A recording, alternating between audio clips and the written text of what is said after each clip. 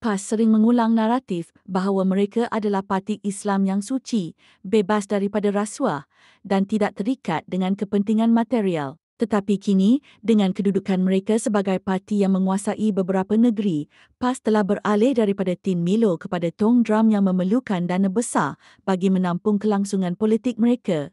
PAS kini jelas mengutamakan survival kuasa. Realitinya, PAS kini lebih halu berkuasa berbanding prinsip. Mereka menuntut dana besar, menguasai sumber negeri dan dalam masa sama menuduh lawan sebagai korup.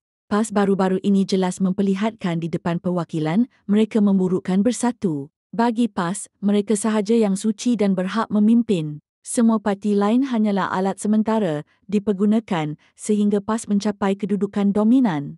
Sejak sekian lama, Mahathir tidak pernah jemu untuk campur tangan dalam politik Melayu. Mahathir tahu bahawa PAS lebih mudah dijinakkan kerana kerakusan mereka terhadap kuasa boleh disalurkan untuk mencapai matlamat beliau.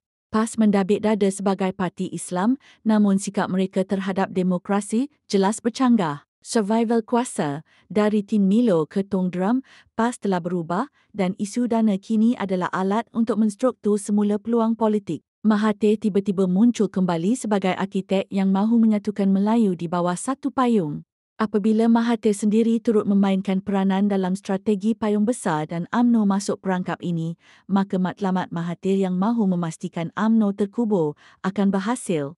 Mahathir melihat PAS sebagai kenderaan terbaik untuk melaksanakan strategi itu, memperalatkan retorik agama dan penyatuan Melayu, sementara menyingkirkan UMNO daripada pentas politik arus perdana.